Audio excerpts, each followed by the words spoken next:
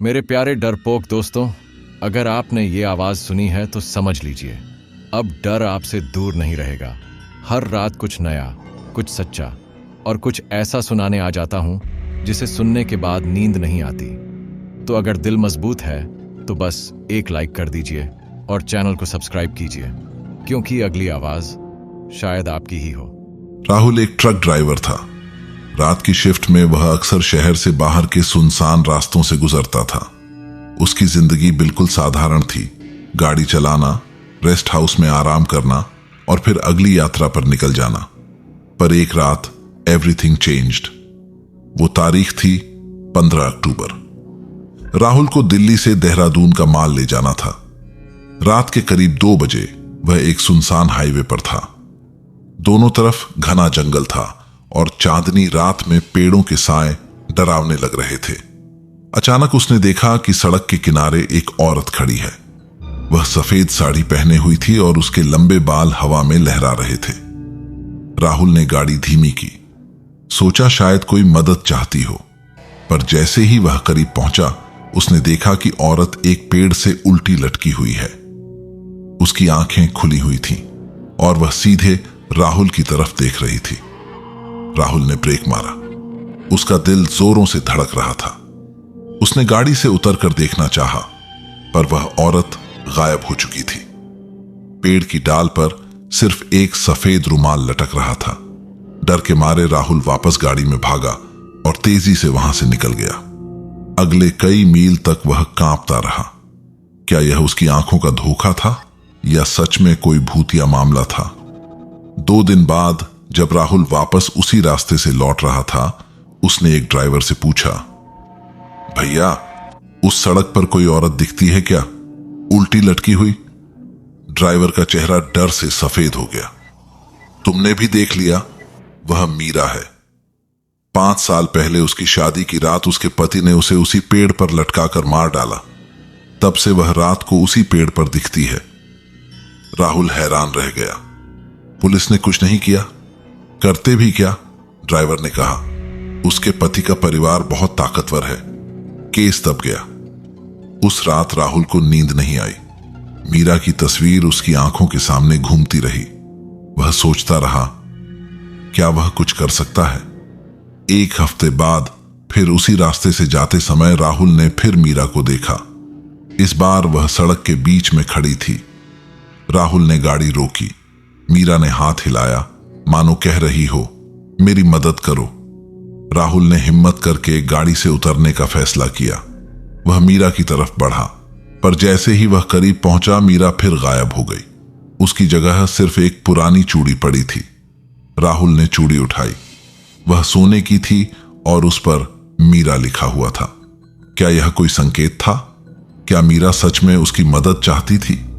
अगले दिन राहुल ने उस इलाके के बारे में पूछताछ शुरू की। लोगों ने बताया कि मीरा का परिवार अब भी पास के गांव में रहता है। राहुल ने फैसला किया कि वह मीरा के परिवार से मिलेगा। जब वह गांव पहुंचा तो लोग उसे अजनबी देखकर चौंके। मीरा के पिता एक बूढ़े किसान थे। जब राहुल ने मीरा का नाम लिया तो उनकी आंखों में आंसू आ गए। मेरी बेटी को न्याय नहीं मिला, उन्होंने रोते हुए कहा। उसके कातिल आज भी आजाद घूम रहे हैं। राहुल ने चूड़ी दिखाई। मीरा के पिता की आंखें चौंधिया गईं। यह तो मीरा की शादी की चूड़ी है। यह तुम्हें कहां मिली? राहुल ने सारी कहानी सुनाई। मीरा के पिता ने बताया कि मीरा की शादी जबरदस्ती एक अमीर परिवार में की गई थी। शादी के 1 हफ्ते बाद ही उसकी मौत हो गई। परिवार वालों ने कहा कि उसने आत्महत्या कर ली, पर मीरा के पिता को यकीन था कि उसकी हत्या हुई है। राहुल ने वादा किया कि वह मीरा को न्याय दिलाने की कोशिश करेगा। पर क्या एक साधारण ट्रक ड्राइवर इतना बड़ा काम कर पाएगा? क्या वह मीरा के कातिलों को सजा दिला पाएगा? यह सब जानेंगे अगले भाग में। राहुल ने मीरा के पिता राम सिंह से वादा किया था कि वह मीरा को न्याय दिलाने की कोशिश करेगा, पर यह इतना आसान नहीं था। मीरा की ससुराल वाले गांव के सबसे ताकतवर परिवारों में से एक थे। अगले कुछ दिनों तक राहुल ने गुपचुप तरीके से जानकारी जुटानी शुरू की। वह अलग अलग ट्रक ड्राइवरों से बात करता, ड्राइवरों के रेस्ट हाउस में चर्चाएं सुनता। धीरे धीरे उसे कुछ जरूरी सुराग मिलने लगे। एक बूढ़े ड्राइवर ने बताया, मैं उस रात वहां से गुजर रहा था। मैंने देखा था कि मीरा के पति राकेश और उसके दोस्त शराब पीकर जा रहे थे। उनकी कार में मीरा भी थी और वह रो रही थी। दूसरे ड्राइवर ने कहा, राकेश को शराब और जुए की बहुत बुरी लत थी। शादी के बाद वह मीरा के साथ बहुत बुरा व्यवहार करता था। राहुल ने फैसला किया कि वह सीधे राकेश से मिलेगा। एक दिन वह राकेश के घर पहुंच गया। राकेश एक ऊंचे पूरे आदमी थे, लेकिन उनकी आंखों में एक अजीब सी क्रूरता थी। क्या बात है? राकेश ने गुस्से से पूछा। राहुल ने हिम्मत जुटाई। मैं मीरा के बारे में जानना चाहता हूं। नाम सुनते ही राकेश का चेहरा बदल गया। वह मर चुकी है, बात खत्म। पर लोग कहते हैं उसकी मौत संदेहास्पद थी, राहुल ने कहा। राकेश गुस्से में चिल्लाया, निकल जाओ यहां से, नहीं तो तुम्हें पछताना पड़ेगा। उस रात जब राहुल ट्रक चला रहा था, वह फिर उसी सड़क से गुजरा। अचानक उसकी ट्रक की लाइटें बंद हो गईं। इंजन ने काम करना बंद कर दिया। वह अंधेरे में फंस गया। तभी उसने देखा मीरा फिर से वहां थी। इस बार वह सीधी खड़ी थी और उसके हाथ में एक पुरानी डायरी थी। वह राहुल की तरफ बढ़ी और डायरी उसकी गोद में गिरा दी, फिर गायब हो गई। राहुल ने टॉर्च जलाकर डायरी देखी। यह मीरा की निजी डायरी थी। उसमें उसने राकेश के अत्याचारों का पूरा ब्यौरा लिखा था। आखिरी पन्ने पर लिखा था, आज राकेश ने कहा कि अगर मैं उसकी संपत्ति पर दावा करूंगी तो वह मुझे मार डालेगा। मैं डरी हुई हूं। राहुल समझ गया कि मीरा की हत्या की वजह संपत्ति थी। मीरा के पिता ने उसे बहुत सारी जमीन दहेज में दी थी। अगले दिन राहुल पुलिस स्टेशन गया और डायरी थानेदार को सौंपी, पर थानेदार ने डायरी लेने से मना कर दिया। यह कोई सबूत नहीं है और राकेश का परिवार बहुत ताकतवर है। राहुल निराश होकर लौटा। पर उस रात मीरा फिर प्रकट हुई। इस बार वह रो रही थी। मेरे पिता को बचाओ, राकेश उन्हें नुकसान पहुंचाना चाहता है। राहुल तुरंत गांव की तरफ भागा। जब वह पहुंचा तो राम सिंह का घर जल रहा था। लोग आग बुझाने में लगे हुए थे। राम सिंह बच गए थे, पर उनकी सारी फसल जल चुकी थी।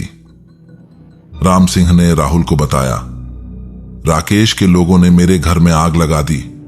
वह चाहते हैं कि मैं गांव छोड़कर चला जाऊं। राहुल ने फैसला किया कि अब वह मीडिया की मदद लेगा। उसने एक पत्रकार दोस्त से संपर्क किया और पूरी कहानी बताई। पत्रकार ने इस केस को उठाया। अखबारों में खबर छपी। 5 साल बाद भी इंतजार में एक आत्मा। खबर छपते ही मामले में हलचल शुरू हो गई। पुलिस को केस दोबारा खोलना पड़ा, पर राकेश के पास हर सवाल का जवाब था। मीरा ने आत्महत्या की थी, राकेश ने पुलिस को बताया। वह मानसिक रूप से बीमार थी। राहुल समझ गया कि सिर्फ डायरी काफी नहीं है, उसे ठोस सबूत चाहिए। क्या वह सबूत जुटा पाएगा? क्या मीरा को न्याय मिल पाएगा? यह सब जानेंगे अगले भाग में। मीडिया का दबाव बढ़ने के बाद पुलिस ने मामले की फिर से जांच शुरू की, लेकिन राहुल जानता था कि सिर्फ डायरी से कुछ नहीं होगा। उसे ठोस सबूत चाहिए थे। वह मीरा की आत्मा से मदद की उम्मीद में फिर उस सुनसान सड़क पर पहुंचा। रात के ठीक 2 बजे मीरा प्रकट हुई। इस बार वह और स्पष्ट दिख रही थी। उसकी आंखों में एक तीव्र इच्छा थी। मेरे पास आओ, मीरा ने कहा और उसे पेड़ के पीछे एक जगह की ओर ले गई। वहां जमीन पर एक पत्थर दबा हुआ था। इसे खोदो। राहुल ने अपने हाथों से खुदाई शुरू की। कुछ ही देर में उसे एक प्लास्टिक की थैली मिली। उसमें मीरा का मोबाइल फोन और एक ब्लड स्टेन वाला कपड़ा था। अगले दिन राहुल यह सबूत लेकर पुलिस के पास गया। इस बार थानेदार ने सबूत ले ली और फॉरेंसिक जांच के लिए भेज दिया। 1 हफ्ते बाद रिपोर्ट आई। फोन में राकेश की धमकी भरी आवाजें थीं और कपड़े पर खून मीरा का था। अब पुलिस के पास राकेश को गिरफ्तार करने के लिए पर्याप्त सबूत थे। राकेश की गिरफ्तारी ने पूरे गांव में टहलका मचा दिया, लेकिन राकेश का परिवार अभी भी ताकतवर था। उन्होंने राहुल को डराने की कोशिश शुरू कर दी। एक रात जब राहुल ट्रक चला रहा था, दो कारों ने उसे रोक लिया। राकेश के भाई और उनके साथी उतरे। तुम्हें चेतावनी देते हैं, एक ने कहा। केस वापस ले लो, नहीं तो तुम्हारी भी मीरा जैसी हालत होगी।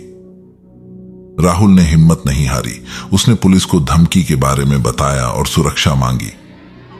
इस बीच कोर्ट में केस चलने लगा। राकेश ने सारे आरोप झूठे बताए। उसका परिवार झूठे गवाह पेश कर रहा था। एक दिन कोर्ट में कुछ अद्भुत हुआ। जब राकेश बचाव पक्ष की तरफ से बयान दे रहा था, अचानक कोर्ट रूम का माहौल बदल गया। लाइटें फ्लिकर होने लगीं और एक सर्द हवा का झोंका आया। सबने साफ देखा, मीरा की आकृति कोर्ट रूम में प्रकट हुई। वह सीधे राकेश की तरफ देख रही थी। राकेश डर के मारे चीखा और अपना अपराध कबूल करने लगा। हाँ, मैंने मीरा को मारा। उसने मेरी शराब पीने और जुए की आदतों पर आपत्ति की थी। वह मुझे छोड़कर जा रही थी। कोर्ट रूम में सन्नाटा छा गया। जज ने राकेश को हिरासत में लेने का आदेश दिया। उस रात राहुल ने मीरा को आखिरी बार देखा। इस बार वह मुस्कुरा रही थी और उसके चेहरे पर शांति थी। धन्यवाद, मीरा ने कहा। अब मैं शांति से जा सकती हूं। वह धीरे धीरे गायब हो गई और राहुल ने महसूस किया कि अब वह सड़क पहले जैसी सामान्य लग रही है। राकेश को उम्र कैद की सजा सुनाई गई। मीरा के पिता राम सिंह को फाइनली न्याय मिल गया था। राहुल की जिंदगी फिर से सामान्य हो गई, लेकिन वह कभी नहीं भूला कि कैसे एक साहसी ट्रक ड्राइवर और एक अदृश्य आत्मा ने मिलकर न्याय की लड़ाई लड़ी। आज भी जब राहुल उस सड़क से गुजरता है तो उसे मीरा की याद आती है, न डरावनी आत्मा के रूप में, बल्कि एक साहसी महिला के रूप में जिसने मृत्यु के बाद भी न्याय पाने की लड़ाई नहीं छोड़ी।